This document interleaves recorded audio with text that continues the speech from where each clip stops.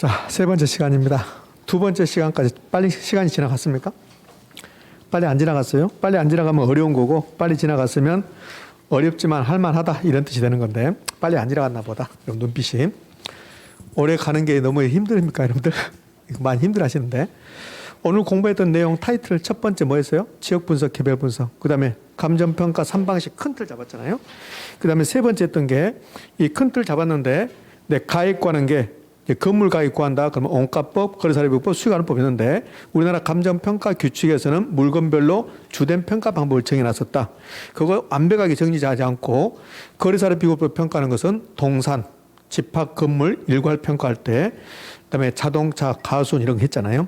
원가법으로 평가하는 것들은 만들어내는 거, 건물이 가장 대표적인 거야. 건물이 시험에 잘 나와요. 건물의 평가는 뭐다? 원가법. 그다음에 선박, 항공기, 건설기계, 어린 나무를 뭐라 하겠어요? 소경, 목림. 자동차는 만들어내는데 원가법이다, 거래사례비법이다, 거래사례비법이다. 딱 권리 나왔어, 권리. 영업권, 권리, 수익, 한원법 이런 거 했잖아요. 토지는 공시지가 기준법을 원칙으로 하는데 적정한 실거래 가격을 해야 되겠다. 이렇게 된다면 거래사례비교법이다. 이런 거 했습니다. 그리고 나서 감정평가 규칙을 공부하고 있는 거야. 감정평가 규칙 제2조 영어 정의에서 1번 타자가 시장가치야. 그럼 시장가치를 그 세 줄을 여러분 머릿속에 기억할 필요 없어요. 시장가치가 나오면 한정된 시장 X, 최고 가액 그러면 X 이렇게 하잖아요. 그다음에 기준 시점 나왔습니다. 기준 시점은 매우 중요하고, 기준 시점은 감정평가의 결정에 기준이 되는 날짜인데 그 날짜가 무슨 조사 완료일? 가격조사 완료한 날짜로 한다. 이렇게 했습니다. 자, 그 다음에 이제 이어지는 게요. 기준가치라는 게 있어요. 이건 딱 한 번 나왔습니다. 기준가치는 감정평가는 가치를 구하는 건데 가치가 여러 개 있었어요. 시장가치도 있고 투자가치도 있고, 원칙은 시장가치고, 법의사는 시장가치, 유효가치를 기준으로 감정평가에 결정할 수 있다 없다? 있어요. 그래서 이 기준가치는 감정평가의 기준이 되는 가치. 그러니까 시장가치가 될 수도 있고 투자가치가 될 수도 있고 교환가치가 될 수도 있다 이 뜻이에요. 가치 형성 요인을 봤잖아요. 지난주에. 가치 형성 요인은 어떤 물건에 경제적 가치에 영향을 미치는 일반적 요인, 지역 요인, 개별 요인입니까? 시장가치에 영향을 미치는 거, 경제적 가치에 영향을 미치는 일지계 그랬잖아요.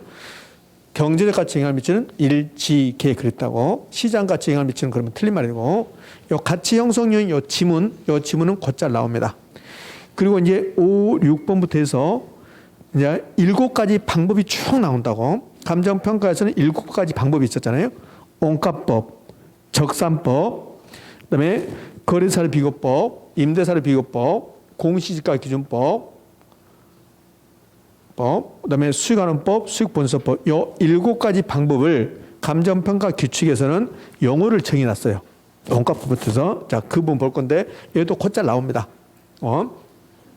그럼 원가법이 뭐냐 도대체. 이제 원가법에 대해서 제가 오늘 속속들이 다 해버린다. 그러면 여러분들 심각한 고민에 빠질 겁니다.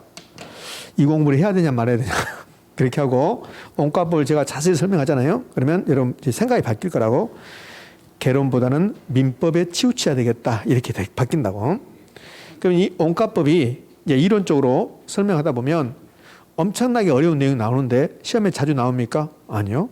물론 올해도 나왔어요.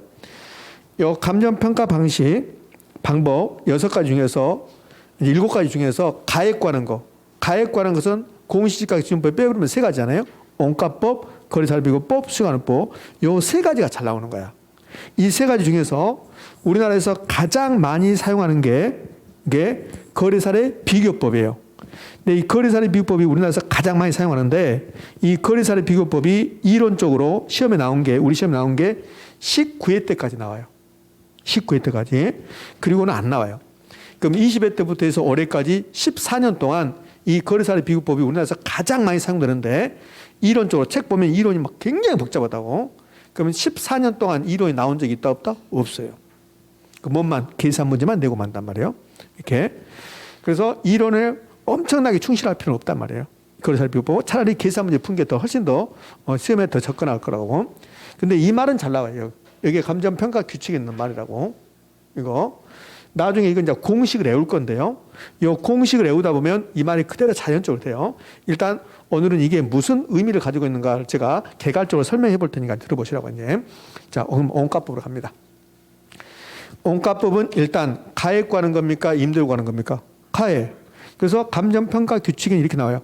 원가법이란 대상 물건의 제조를 원가에 감가 수정을 하여 대상 물건의 가액을 산정하는 감정평가 방법을 말한다. 요거 잘 나와요.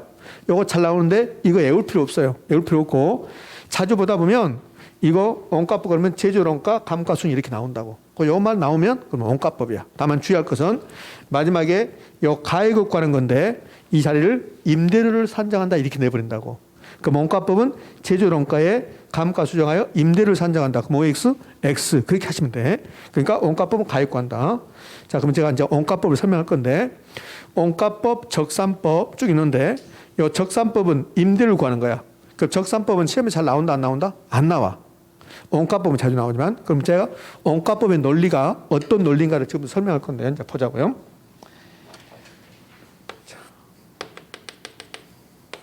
이 건물을 평가할 겁니다. 건물은 원칙적으로 무슨 방법입니까? 원가법이야. 그럼 이 건물을 평가할 때 이 건물을 타임 스케줄을 그려내면 이렇게 되는 거예요. 타임 스케줄을 그려내면 이 건물이 신축 시점이 있어. 신축 시점. 자, 신축 시점이 2012년 12월 오늘이 28일이죠. 28일. 자, 28일 날 신축했어요. 그러면 신축 시점에서 신축 비용이 있을 거라고. 신축 비용. 요 신축 비용이 10억이었습니다. 그럼 원가법은 비용성의 사고야. 비용성의 사고. 그럼 원가법은 이 비용, 신축 비용 요 10억부터 출발하는 거야, 이제. 이 10억의 입각에서 비용의 입각에서 가액과는 게 원가법이란 말이에요. 그럼 원가법으로 이거 평가할 때 신축 시점에서는 신축 비용이 10억이었어요. 그럼 만약에 원가법으로 이 부동산 신축 시점에서 평가한다 이 봐요. 그럼 가액은 10억쯤 할 거라고 이게 비용이 투입된 만큼 할 거니까. 근데 이거 평가할 때 이제 어느 날 평가냐면 자, 기준 시점 이날 요 기준 시점에서 가격 구하는 거야. 기준 시점은 감정 평가의 결정의 기준이 되는 날이니까 요 기준 시점이 2022년 10월 28일이야. 이렇게. 그럼 이 건물은 신축에서 기준 시점까지 몇 년이 흘러갔어요? 10년. 요걸 이제 경과년수라고 그래. 경과년수. 경과년수를 이렇게 한다고. 이렇게. 그럼 요 기준 시점에서 이 시점에서 이제 평가를 하는 거라고. 그럼 이제 원가법은 이 건물 평가할 때 이미 만들어졌잖아요. 이 건물이. 근데 기준 시점에서 평가하니까 요 기준 시점에서 이걸 다시 만든다면 원가가 얼마인가? 원가법은 무슨 사고 방식이야? 비용성. 그러니까 원가법은 이거 만들 때 비용이 얼마 투입되는가? 그러면 원가법을 평가할 때 기준 시점에서 평가합니까? 신축 시점 평가하는 거예요.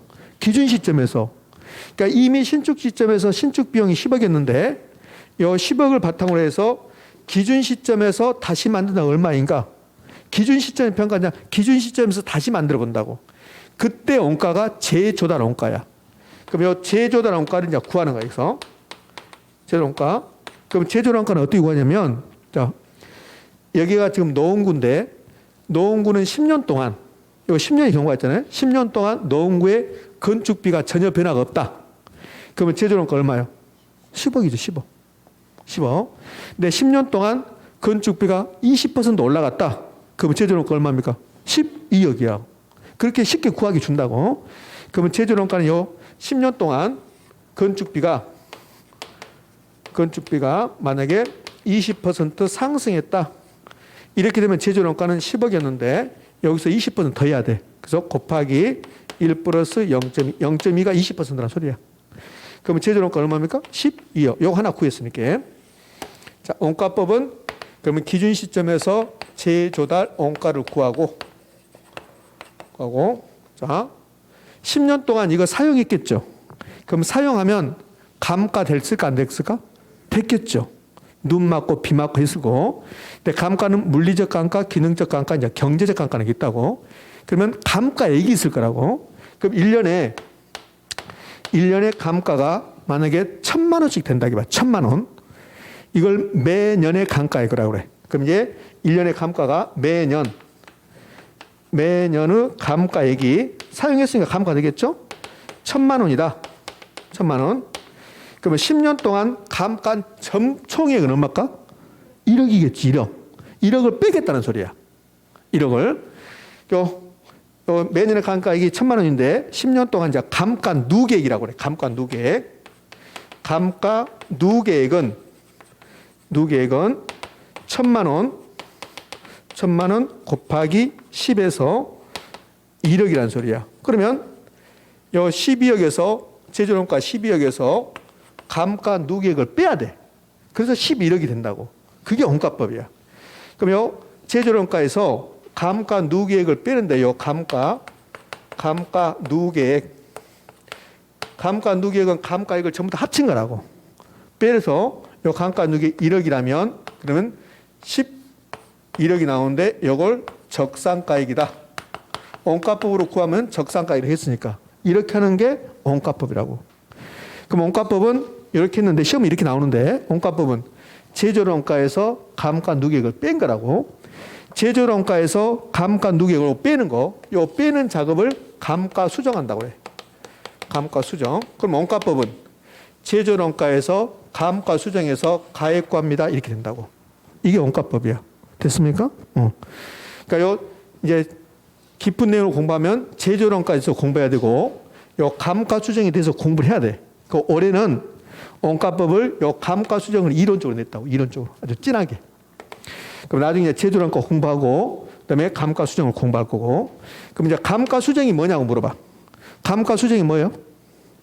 제조원가에서 감가액을 빼는 거. 이게 감가 수정이야. 자 볼까요? 이제 감가 수정이 뭐라고 나오냐가 감정평가 규칙이 또 나온다고. 이제 감가 수정이 뭐냐고 이렇게 나와. 감정평가 규칙에. 이제는 감가 수정이 나오잖아요.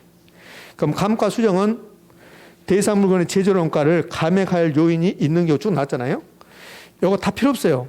요것만 하시면 돼. 감가 수정은. 감가 수정은 제조원가에서 감가액을 더하는 겁니까? 빼는 겁니까? 빼는 거다. 공제. 이걸 28회 시험에서 가산한다고 냈다고. 가산한다고. 그래서 틀린 지문이었어요. 예. 그럼 감가 수정을 여기 있는 내용을 한번 설명해 볼게요. 자, 이런 뜻이야. 이거 원가법을 평가하는데 제조원가를 구했습니다. 내 감가 있으면 감가 수정하겠죠.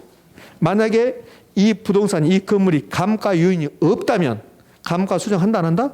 안 한다는 거야. 그러니까 감가 수정이라는 것은 대상 부동산의 제조원가에서 감액해야 할 요인이 있다면 그 감액해야 할 요인을 금액을 빼겠다는 소리야. 그게 감가 수정이야. 근데 감액해야 할 요인이 감가 요인인데 감가 요인은 물리적 감가, 기능적 감가, 경제적 감가가 있다는 거야. 그럼 봐봐요. 감가 수정이란 대상 물건에 대한 제조원가를 감액해야 할 요인이 있는 경우에, 그럼 없다면 감가 수정한다 안 한다? 안 한다. 있는 경우에 이 감가 요인이 물리적 감가 요인이 있고 기능적 감가 있고 경제적 감가 있다는 거야. 요 세 가지 등을 고려하여 그에 해당하는 금액을, 즉 감가액을 제조원가에 공제하여 빼서 요거 11억 구하겠다. 대상 물건 가액을 적정하는 작업, 요걸 말한다. 감가 수정. 요거 다 외우면 안 돼. 요거 다 외우면 다른 거 공부 못하니까 감가 수정 그러면 제조원가에서 감가액을 뭐한다? 공제한 거, 뺀 것이다. 이 감가 수정이. 이게 원가법이에요.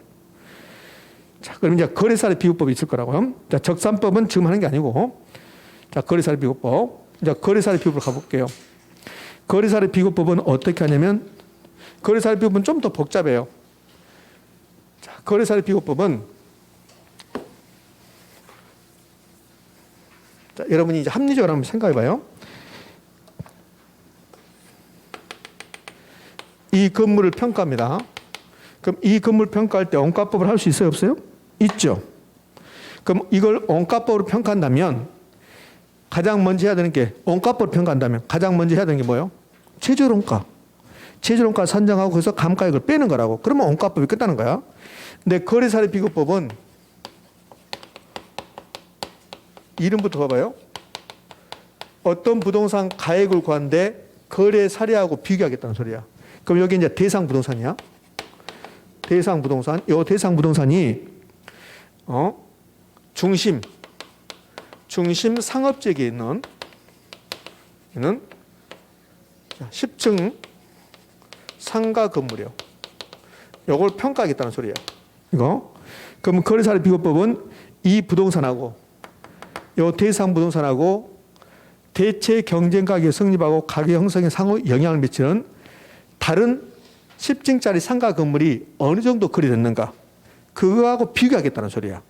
그럼 거래사례 비법으로 요거 평가하려면 가장 먼저 이 부동산과 유사한 비슷한 건물이 거래된 사례가 있는가를 찾아보는 거야. 그러면 이제 여기 이제 거래 사례는 자, 거래된 사례란 말이에요. 자, 거래 사례가 쭉 나온다고. 그럼 거래 사례가 자, 거래 사례 1번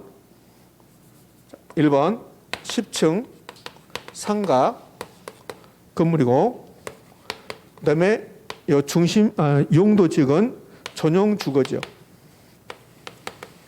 여러분 이제 합리적으로 판단해 보라는 소리예요. 이렇게 그래요. 여기 거래 사례 1번이고 거래 사례 2번은 이제 2층 단독 주택. 그리고 전용 주거지역. 이게 있어요.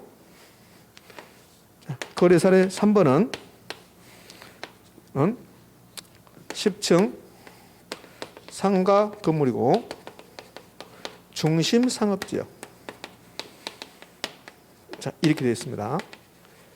자, 1번 사례가 얼마에 거래되냐면 10억이 거래되고 2번은 7억이 거래되고 3번은 13억이 거래됐어요. 이렇게. 여기 거래 사례야. 그럼 거래 사례 비교법은 이 부동산을 평가할 때 이 부동산하고 유사한 거래 사례를 하나 선택하는 거야. 그럼 거래 사례 몇 번 선택할래요? 몇 번? 3번 선택해야지. 2번을 선택하면 안 되죠. 2번은 주택이니까. 상가를 평가하는데 주택 가지고 하면 안 되잖아요. 그렇잖아요. 아무것도 아니라니까. 아무것도 아닌데 그냥 할 수 있어요. 그러면 1번하고 3번이 둘 다 상가야. 10층짜리. 근데 용도지역이 같아야 되잖아요. 대상 부동산은 중심 상업지역이야. 근데 1번은 전용 주거지역이잖아요. 3번이 중심 상업지역이죠. 누가 봐도 3번을 선택해야 돼. 이걸 거래사를 선택한다고. 요 3번을 선택해서 요 10억, 3억 있죠. 13억. 13억 가지고 이 부동산 가격 구하겠다는 소리야. 그러면 이 3번을 선택해서 요 3번하고 대상 부동산하고 비교하겠다는 소리야. 비교. 거래 사례 3번하고 대상 부동산하고 비교하겠다는 소리야. 근데 비교할 때 뭘 비교하냐면 가치 형성 요인을 비교하는 거야. 대상 부동산과 요 사례 3번이 가치 형성이 같을 수도 있고 다를 수도 있어요. 같으면 비교할 필요 없고 다르면 비교하겠다는 소리야. 근데 가치 형성 요인은 지역 요인이 있고 개별 요인이 있고 그래요. 일반 요인이 있고. 일반 요인은 우리나라 모든 부동산 다 똑같아. 그러니까 일반 요인은 비교하는 게 아니라고. 그럼 지역 요인은 비교할 수도 있고 안 할 수도 있고. 자 봐요. 요 부동산이 요 대상 부동산 속한 지역을 무슨 지역이라고 그래요? 인근 지역이라고 그래요. 대상 부동산 속한 지역이 인근 지역 이렇게 한다고. 그러면 대상 부동산과 유사한 지역이 유사 지역이라고 한다고. 유사 지역. 그렇죠? 그럼 요 인근 지역과 유사 지역은 같은 지역은 아니죠. 유사한 지역이죠. 그럼 요 거래 사례 3번이 여기 있다기 봐요. 거래 3번 이렇게 있어요. 그러면 거래 사례 비교법은 대상 부동산 구할 때 거래 사례 3번을 선택해서 요 3번하고 대상 부동산하고 가치 형성률을 비교하는 거야. 근데 가치 형성률은 일반 요인, 지역 요인, 개별 요인이 있다고 배웠어요. 일반 요인은 우리나라 모든 부동산 다 똑같아. 그 일반 요인은 비교하는 게 아니라고. 서울 사람이든 대전 사람이든 광주 사람이든 다 한국 사람이잖아요. 그럼 비교할 필요가 없는 거야. 국적은. 근데 지역은 다르잖아. 지역은. 서울하고 대전하고 지역은 다르잖아요. 그럼 비교하는 거지. 비교. 근데 똑같은 서울 사람이다. 그럼 비교할 필요 있어요? 없어요? 없잖아요. 그 논리야. 그 논리. 그러면 여기에 3번이 인근지역이 있습니다. 그럼 인근지역은 무슨 요인을 공유한다고 그랬어요? 지역 요인을 공유한다고 그랬어. 이 말은 지역 요인이 똑같다는 소리야. 그러면 사례가 인근지역이 있다면 지역 요인 비교를 한다 안 한다? 안 한다 이 소리야. 그다음에 개별 요인은 그 부동산만 갖는 거야. 그럼 똑같은 서울 사람이라 하더라도 개별 요인은 같을까 다를까? 달라. 그래서 개별 요인 비교한다고. 똑같은 서울 사람이다. 그럼 지역은 똑같아. 그건 지역은 비교할 필요 없어요. 한 사람은 서울 사람이고 한 사람은 전라도 사람이다. 그러면 지역이 다르잖아요. 그럼 비교해야지. 그러면 이 사례를 인근지역에 선택했습니다. 이 인근지역에서 가장 중요한 말이 지역 요인 공유야. 지역 요인. 가치 형성 요인에서 지역 요인 공유라고. 그럼 지역 요인을 공유하면 이 말은 지역 요인이 똑같다. 그럼 지역요인 비교를 한다 안 한다? 안 한다 이렇게 된다고. 그러나 개별요인 비교는 해야 된다 안 된다? 해야 된다. 그럼 이제 거래사례 비교법 정리해 볼게요. 거래사례 비교법은 대상 부동산과 가치 형성량이 같거나 비슷한 거래사례를 선택해야 돼.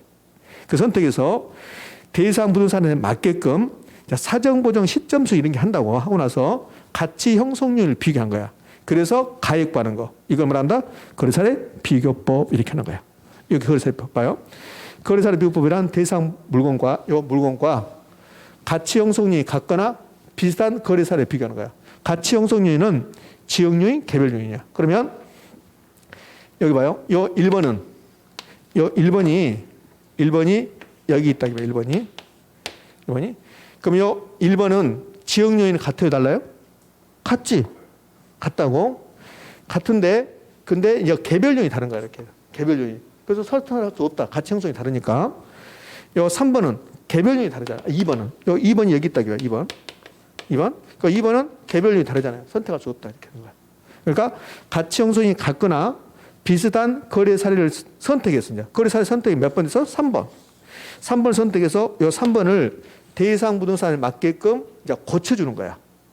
그래서 가치 형성의 비교를 통해서 대상 부동산의 가액을 산정하는 방법, 대상 물건의 가액을 산정하는 방법, 이게 거래사례 비교법이에요. 어렵잖아요. 마무리해 볼까요? 거래사례 비교법은 이 부동산을 평가할 때 이 부동산의 제조단가를 구한다. 그것은 원가법이고, 거래사례 비교법은 거래사례하고 비교한다. 그럼 거래사례를 선택해야 됩니까? 안 해야 됩니까? 해야 되지. 거래사례를 선택할 때 서울에 있는 상가 건물을 평가하면서 거래사례를 부산에서 선택했다. 맞아요? 안 맞아요? 안 맞지. 왜? 가치 형성이 다르니까. 가치 형성이 같거나 비슷한 거래사례를 선택해서, 그럼 선택했으면 그걸로 끝난 게 아니라 이 거래사례가 대상 부동산에 맞게끔 고쳐주는 거야. 그 고치는 작업을 대상으로 현황에 맞게끔 사정보정이랑 하고 시점 수행이랑 한다는 거야. 그리고 나서 가치 형성에 비교한다. 이게 거래사례 비교법이라고. 그럼 이제 거래사례 비교법 이렇게 했는데, 아까 우리 원가법은 대상 물건의 제조원가에 감가 수정을 하여 가액을 산정하는 감정평가 방법을 말한다. 이렇게 나온다고. 감정평가 규칙은 그렇게 기억할 필요 없어요. 자, 볼까요? 거래사례 비교법, 원가법은 대상 물건의 제조원가에 감가 수정을 하여 대상 물건의 가액을 산정하는 감정평가 방법을 말한다. 이렇게 하면 어려워요. 그럼 어떻게 해요? 제조원가 마이너스 감가 누계. 그게 감가 수정. 그럼 된다고.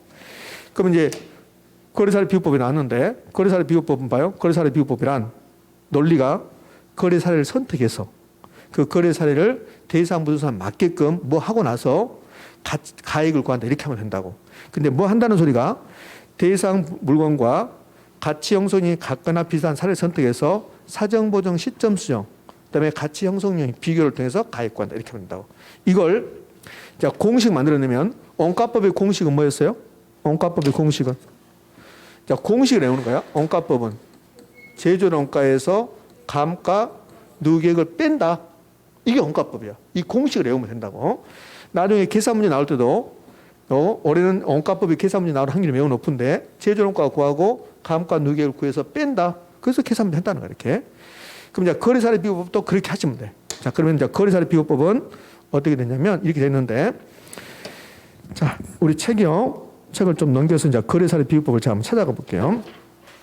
거래사례 비교법이 어디부터 이제 거래사례 비교법이냐면 481쪽 가봐요. 그러면 481쪽을 가면 그러면 거래사례 비교법이 나오고, 찾으셨나요? 의의 공식 나오죠? 그 의의가 지금 여기야, 요거. 의의가. 그 밑에 박스를 봐봐요. 박스를 보면 그러면 거기 공식이 나와요.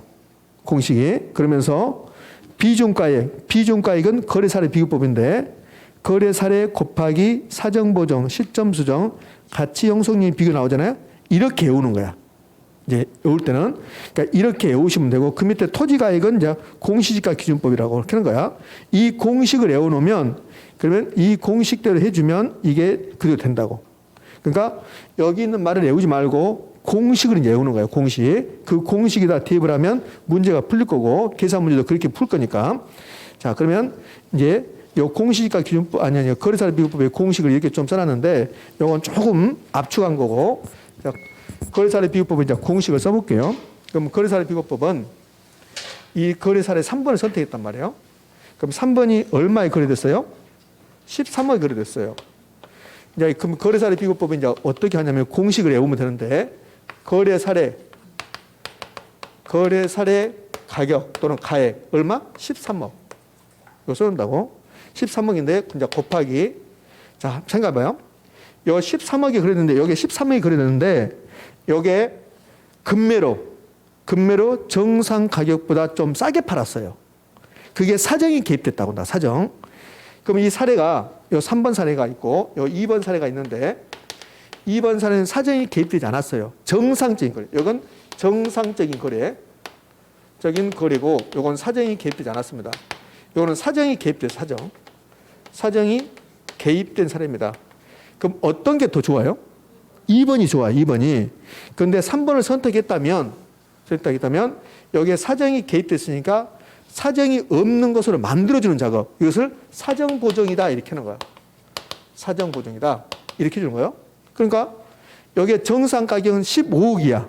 근데 13억이 거래됐다면 15억으로 만들어주는 작업을 사정보정한다. 이렇게 한다고. 그러면 이 3번이 정상적인 거래가 이루어졌다면 사정보정한다. 안 한다? 안 한다. 이렇게 되는 거예요. 그리고 시점 수정이라고 해준다고. 어렵죠. 그렇죠? 이 부분 빨리 지나가야 돼. 이 부분 빨리 지나가야만 좀 편하죠. 그러니까 빨리 지나가게 이게. 자, 앞으로 한 15, 6분 하면 끝날 거니까 이 부분. 그럼 시점 수정을 한다는데 여기 무슨 말이냐면 자, 이 부동산, 대상 부동산 가액 산정하는 시점 무슨 시점이에요? 이 부동산의 가액을 산정하는 시점이 무슨 시점? 기준 시점은 2022년 12월 28일. 근데 이 거래 사례가 13억이 거래됐죠. 13억이 거래됐는데 얘가 거래 시점이 1년 전이야. 2021년 12월 28일이야. 그러면 1년 전에 13억인데 요 기준 시점을 가격 구하는 거야. 그럼 요 1년 전에 13억을 기준 시점 가격으로 가져오는 작업.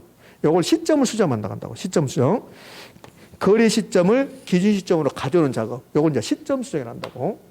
그리고 나서 지역요인 비교, 개별요인 비교하는 거야.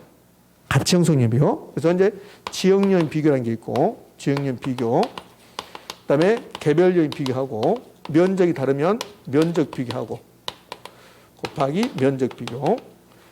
이렇게 하고 나면 그러면 이 부동산의 가액이 나와. 그래서 비중 가액 이렇게 한다고. 이걸 거래사례 비교법을 한다고.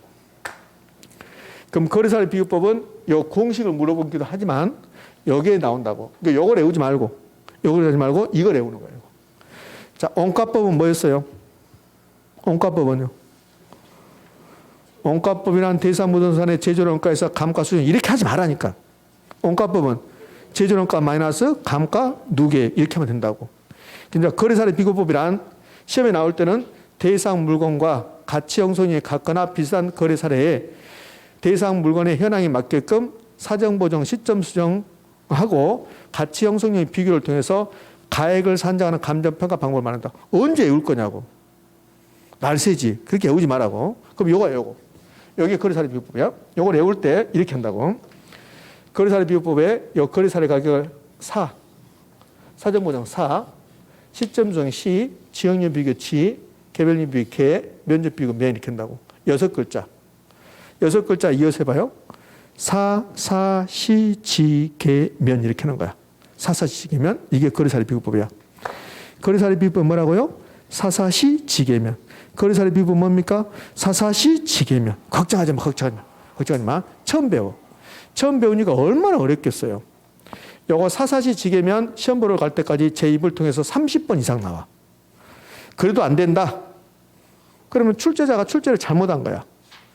아니 30번 들었고 갔는데 그래도 안 된다. 그럼 출제자가 출제를 잘못한 거지. 그렇잖아요? 거래사례 비교법 뭐예요?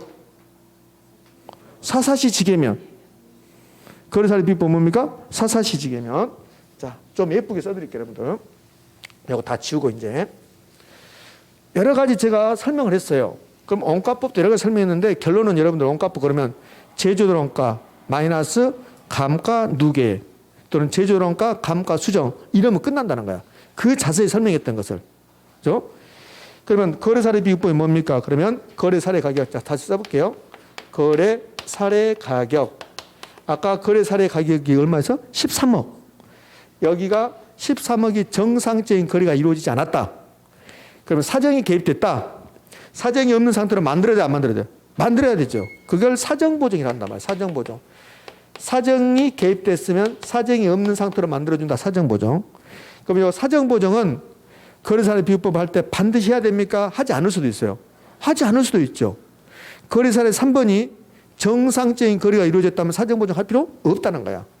그 다음에 시점 수정. 이 시점 수정은 거래사례 3번이 거래 시점이 1년 전 기준 시점하고 같아야 달라요?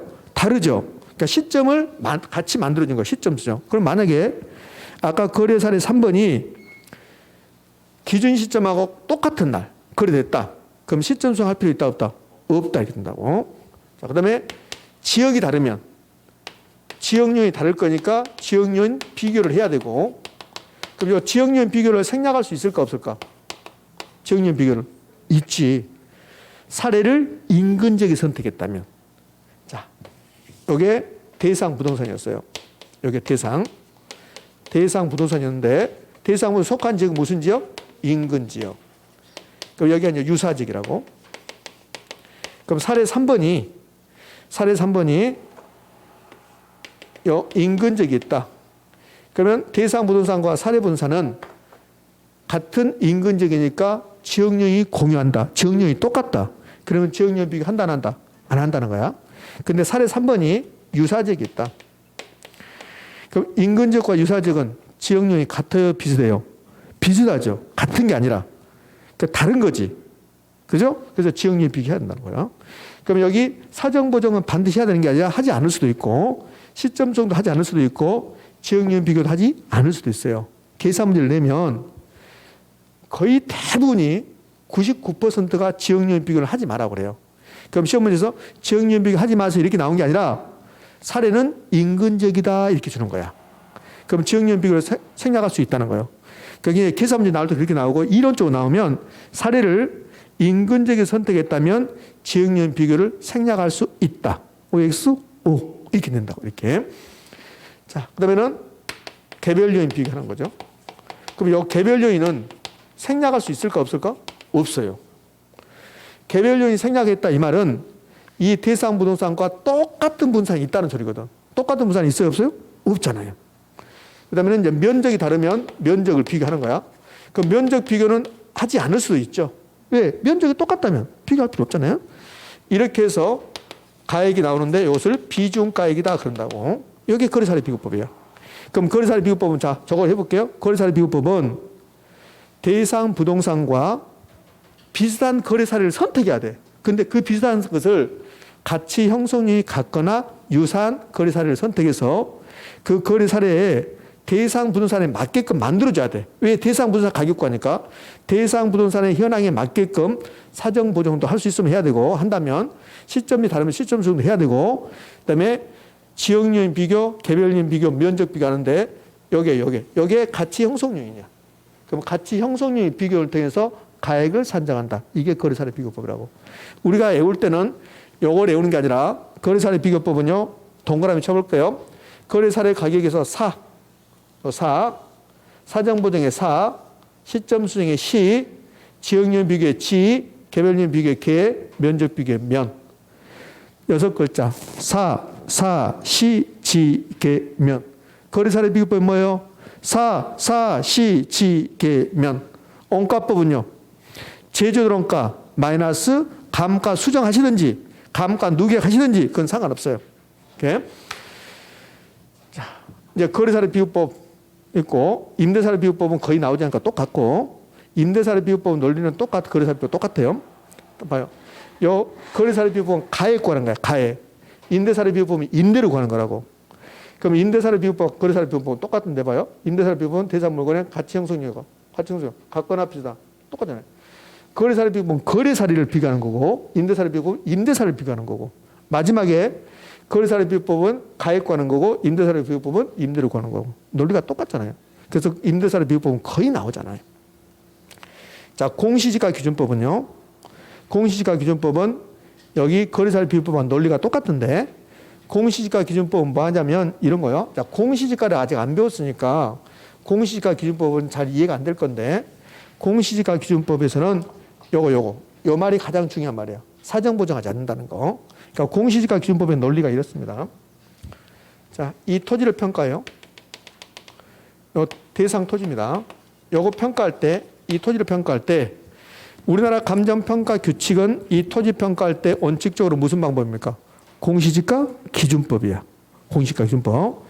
그럼 이 토지 평가할 때 거래사례 비교법을 할 수도 있고 공시지가 기준법으로 할 수도 있어요. 이 토지 평가하는데 자, 이 거래사례가 이렇게 있어요. 이 거래사례가 10억이야, 10억.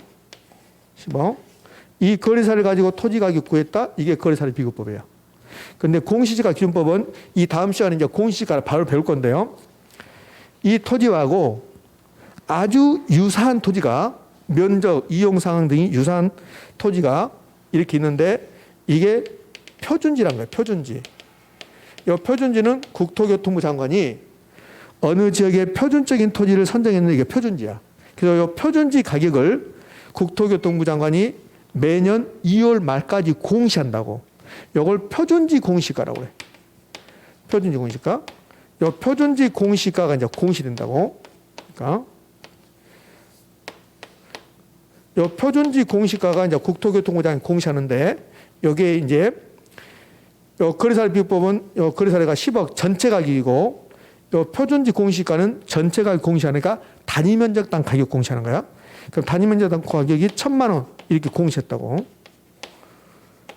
그럼 이 표준지 공시가 요 1,000만 원 가지고 가격 구하는 거, 이 토지 구하는 거, 이걸 공시지가 기준법이야. 공시지가를 기준으로 해서 가액 구했다는 소리야. 공시지가 기준법이고 거래사례 비교법은 거래사례를 기준으로 토지 가격 구했다는 소리야. 그러니까 토지 가격 구할 때는 공시지가 기준법도 할 수도 있고 거래사례 비교법도 할 수도 있고 수익환원법도 할 수도 있어요. 그런데 우리나라 감정평가 규칙은 원칙적으로 무슨 법이다? 공시지가 기준법이야. 얼추이 됐죠? 그러면 이 거래사례 비교법을 평가할 때 이 거래사례에 사정이 개입됐다면 그러면 사정보정 해야 됩니까? 안 해야 됩니까? 해야 되죠. 거래사례 비교법은. 근데 공시지가 기준법은 이 표준지 공시가 있죠. 이 표준지 공시가는 국토교통부 장관이 이 표준지에 어떠한 사정도 없는 상태로 가격을 구해놓은 거라고. 그럼 이 표준지 공시가는 사정이 없는 상태야. 사정 개입이 없는 상태라고. 그러면 공시지가를 기준으로 해서 이 토지 가격을 구하면 이 표준지 공시가는 사정이 있어요, 없어요? 없죠. 그러면 사정 보정한다, 안 한다? 안 한다. 그게 가장 큰 포인트예요. 공시지가 기준법에서는. 이 공시지가 기준법이 쭉 나오잖아요. 그럼 이 안에 시험 지문에 공시지가 기준법이 딱 나오는 순간 사정 보정이 있냐 없냐만 찾으면 돼요. 사정 보정이 있으면 무조건 틀린 말이에요. 사정 보정이 없어야 돼. 논리 아시겠죠? 논리. 그럼 공시지가 기준법이란 거래 사례 가지고 하는 겁니까? 표준지 공시가 하는 거야. 표준지 공시가 가지고 감정평가 대상이 된 토지와 이 토지와 가치 형성이 같거나 비슷한. 여기 봐요. 가치 형성이 똑같잖아요. 가치 형성이 같거나 비슷한.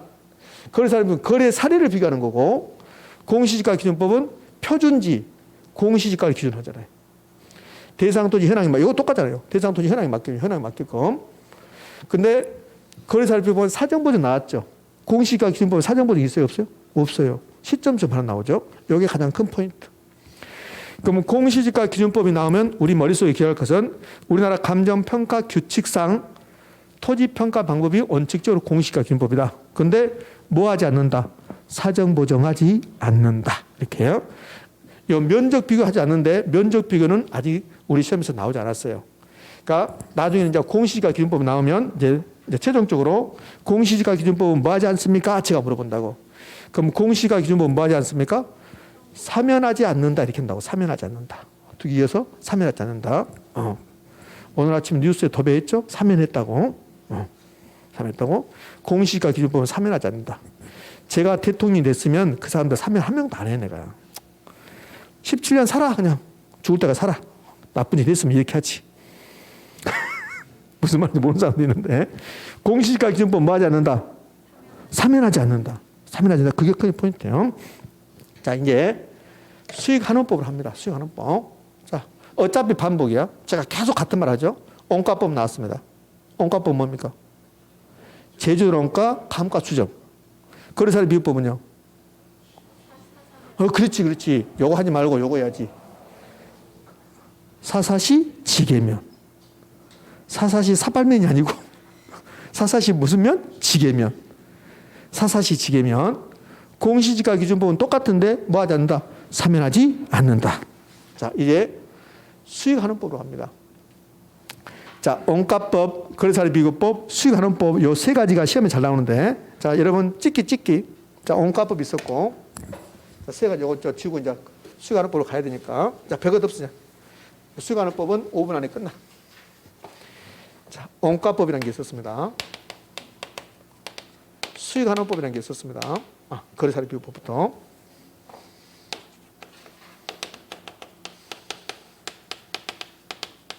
자, 수익환원법이라는 게 있어, 이렇게. 그러면 이게 감정평가 규칙의 내용인데 요거 이제 잘 나와요, 이거. 요거 잘 나오는데 제가 한번 쭉 볼 테니까 어떤 게 요 세 가지 중에서 어떤 게 가장 시험에 잘 나오겠는가 한번 찍어봐요. 자, 여기 원가법 나왔습니다. 원가법하고 그냥 느낌으로 말하면 느낌으로 원가법이 나왔고, 그 다음에 요 거래사례 비교법이 나오고, 그 다음에 수익환원법이 나왔어요. 이 세 가지 중에서 여기 요 영어 정의 시험에 가장 잘 나온 건 뭐 같아요? 수익환원법. 노란색으로 써놨잖아요, 이렇게. 수익환원법이 가장 잘 나와요. 그러니까 수익환원법이 여기 노란 거 쓰는 게 요 가로넣기 나와요. 이렇게 가로넣기. 이렇게. 가로넣기. 이렇게. 자, 그럼 이제 수익환원법을 지금부터 설명할 건데요. 수익환원법은 여러분이 몇 번 들었는데 기억이 없어요, 이게. 몇 번 들었는데. 자, 봅시다. 수익환원법은 어떻게 하냐면, 이 부동산 이제 가액과는데요. 이 건물 가액과에 건물 가액과한다. 그럼 이 건물 가액과는 방법은 원가법, 거래사례 비교법, 공시지가 기준법은 이 건물 가액과는 방법이 아니에요? 아니에요. 공시지가 기준법은 토지 가액과는 거니까. 그럼 이 건물 가격과 할 때 원가법 할 수 있죠. 원가법은 제조율 원가 마이너스 감가 누계. 거래사례 비교법은 사사시 지계면. 사례를 선택해서 사정인 개입됐으면 사정 보정하고, 시점이 다르면 시점 수정하고, 지역요인 비교, 개별인 비교, 면적 비교를 통해서 가입하는 거 거래사례 비교법. 그럼 수익환원법은 이 부동산이 임대형 분산이다, 수익성 부동산이다. 그럼 이 분산이 앞으로 나에게 수익을 줄까 안 줄까? 준다는 거야. 그 수익을 가지고 가입구하기다. 수익환원법이야. 자, 이게 뭔가 봐봐요. 여기 이제 우리 투자론에서 배웠던 건데, 자, 이거 현재 1년, 2년, 3년, 5년까지 해볼까요? 4년, 3년, 4년, 5년 나왔어요. 그러면 이렇게 이 건물이 이거 수익을 줄 거라고, 이렇게 수익을. 여기 지금 수익이야, 수익. 이 부동산이 나에게 돈 벌어주겠죠? 그럼 요 수익은 현재 돈입니까? 미래 돈입니까? 미래 돈. 그럼 요 수익을 이렇게 현재 같이 만든 것을 뭐라 그러던가요? 요걸 현가한다 그랬어요, 현가. 또 다른 말로요. 할인한다 그래, 할인한다. 또 다른 말로 이 현가하고 할인은 똑같은 말이야. 근데 거의 비슷한 말이 한원이란 말이 있다고. 한원. 그러니까 현가란 말, 할인이란 말, 한원이란 말이 나오면 미래 돈을 현재 같이 만들었습니다. 그거라고. 여러분들 감정평가는 가격 관한가요? 가치 관한가요? 가치. 가치는 현재 값입니까? 미래 값입니까? 가치. 현재. 가치는 현재. 그러니까 감정평가는 미래 금액을 현재 같이 만드는 거라고. 그러면 수익환원법은 이 부동산이, 수익환원법은 수익을 한원한다는 소리야. 한원한다. 그럼 수익을 한원한단 말은 이 수익이 한원한다, 현재 같이 만든다. 그럼 이 수익은 현재 수익이 미래 수익. 그러니까 수익환원법은 이 부동산이 미래, 장래에 산출할 걸로 예상되는, 아직 산출 안 했죠. 미래 나오니까 예상되는 수익을 현재같이 만듭니다. 그게 수익환원법이에요. 이게 수익환원법이에요. 이해되셨죠? 그럼 수익환원법은 미래 돈을 현재같이 만든다. 이 논리하고 똑같은 거라고. 이게 수익환원법. 한원. 수익을 한원한다. 현재같이 만든다.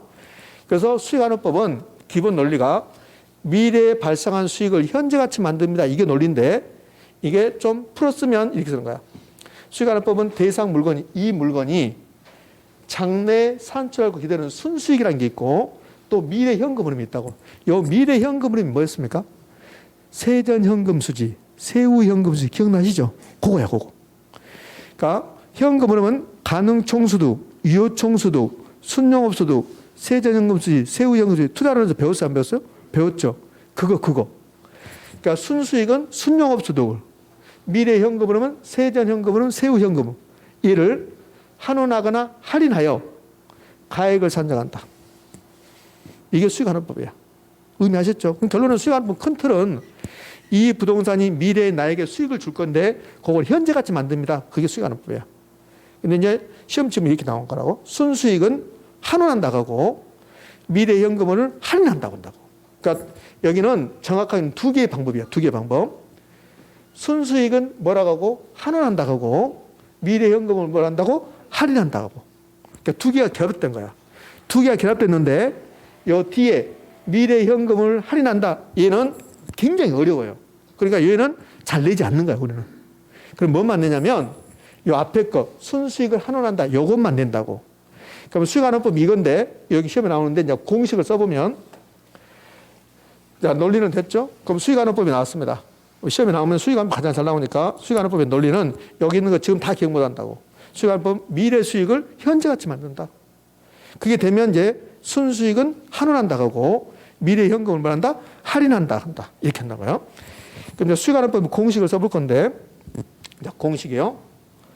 자, 수익환원법의 공식이 예, 이 부동산 순수익을 이 부동산이 이제 순수익을 낼 거라고. 순수익을 이걸 나누는 거야.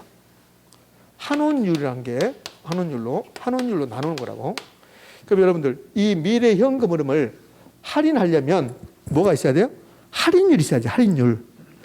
환원할 때는 환원율이 있어야 되고 할인할 때는 할인율이 있어야 되고. 그래서 환원하니까 수익환원법이니까 환원 요 수익이 요거 환원 이렇게 나눈다. 이게 수익환원법이야. 이렇게 해서 구한 게 부동산 가액이다. 이걸 수익환원법이라고 해요. 요거 이제 암기하셔야 돼요. 요거 엄청 잘 나오니까 요거. 자, 요거 암기. 자, 그럼 이 중에서 이 수익환원법의 두 가지 요소는 순수익하고 환원율이야. 이 두 가지만 공부하면 돼. 그럼 순수익이 우리 시험에 나올 확률은 1%밖에 안 돼. 그럼 순수익은 딱 하나만 기억하는 거야. 이 순수익은 수익환원법에서 순수익은 이 부동산이 대상 부동산이 장래에 산출할 순수익입니까? 현재 순수익입니까? 과거의 순수익입니까? 장래. 요것만 기억하시면 된다고. 그리고 순수익에서는 자 다시요. 수익환원법은 공식이 부동산 가격은 순수익을 환원율로 나눈 것이다. 요 나눈 것을 환원한다고 그래. 환원한다. 그럼 요 순수익의 시험에 나올 것은 순수익은 미래 순수익이다. 장래 순수익이다. 요거 딱 하나 기억하시면 돼. 그러면 현재 순수익이다. 그러면 틀린 말이야. 과거의 순수익이다. 그러면 틀린 말이야. 요거 딱 하나만 기억. 다른 건 다 필요 없다. 안 나와. 선생님 나오면 어떻게? 이거 8층이야, 8층. 8층 내가 뛰어내릴 거야, 나오면. 안 나온다고, 이렇게. 그러면 뭐가 나올까? 99%가 환원율이야. 여기가 99% 시험에 나온다고. 그러니까 이게 중요한 거지. 올해 수익환원법에서 환원율 진하게 이론적으로 낸다고. 나중에 이론적으로 이제 막 배우게 된다고. 자, 그러면 이 공식을 이제 끝났습니다. 이 공식을 이제 이걸 변형시킬 거야, 변형. 이 두 개의 자리를 바꿀 수 있을까, 없을까? 있어요. 자리 바꿀 수 있다고. 그럼 환원율은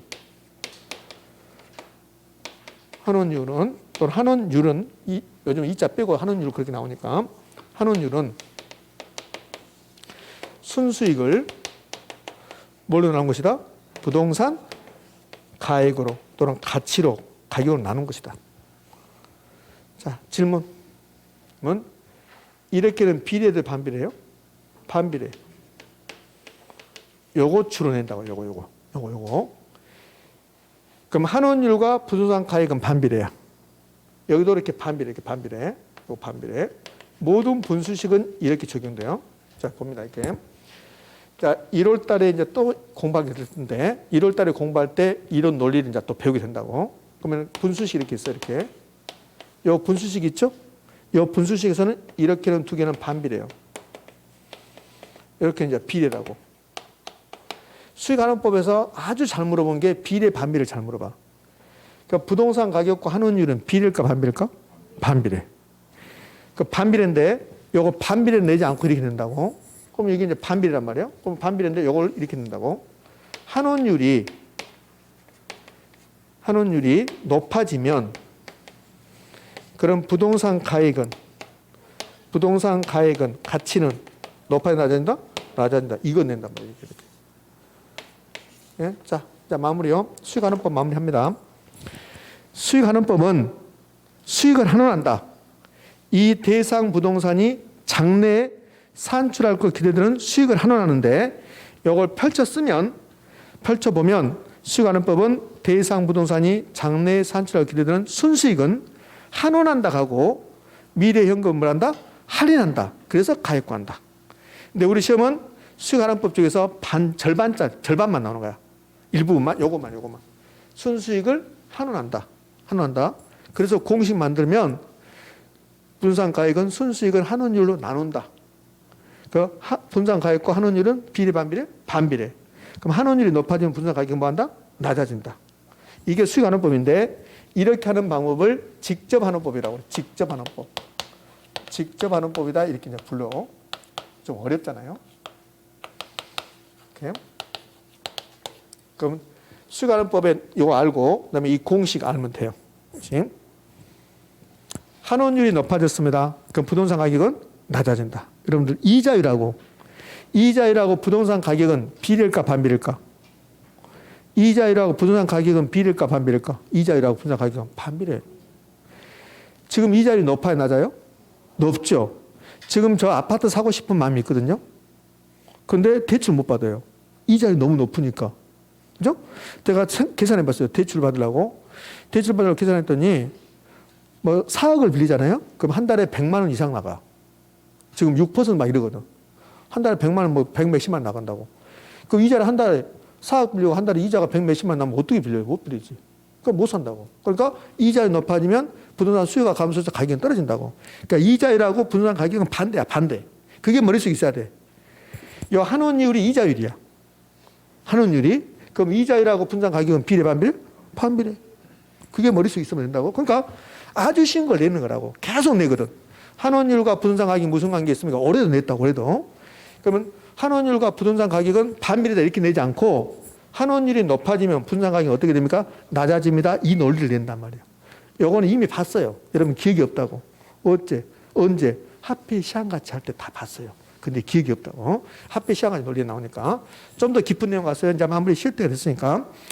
여기 이제 감정평가 규칙에서 감정평가 방식 7가지가 쭉 나오는데, 저하고 오늘 몇 가지 해서 4가지 했어요. 자, 원가법. 그러면 원가법은 감정평가 규칙에 이렇게 나오잖아요. 원가법은 이렇게 나오는데 이렇게 할 필요 없다고. 원가법은 시험에 나올 때는 이렇게 쭉 나오는 거야. 근데 우리가 기억할 것은 원가법은 제조원가 마이너스 감가 수정 또는 감가 누계. 그다음에 거래사례 비교법은, 자, 우리 감정평가 규칙에 나온 대로 해볼게요. 자주 들어야 돼요, 여러분들. 자주 들으니까 계속 제가 같은 말을 반복하는 거야. 입 아파 죽겠어.